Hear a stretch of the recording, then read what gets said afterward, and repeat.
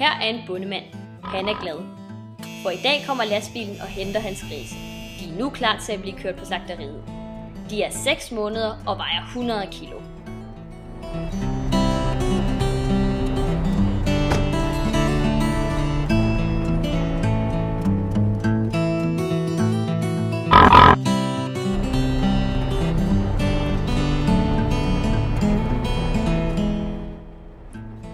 Her står slagter Larsen. Det er hans job at tage imod grisene og vise dem ind i stalden. Her skal de ligge i 2 timer, inden de bliver slagtet. Det er meget vigtigt, for ellers kan kødet blive tørt og sejt.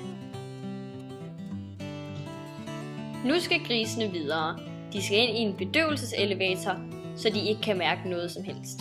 Det er ikke noget problem at få grisene herind, for de er meget nysgerrige dyr. Slagter Larsen skærer den bedøvede gris i halsen, så den dør med det samme.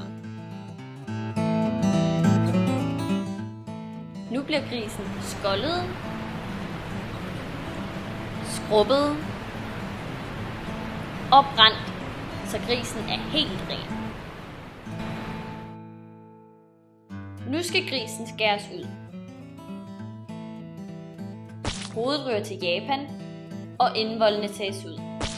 Resten af grisen bliver lavet til skinke, bacon og flæskesteg, som skal ud i butikkerne.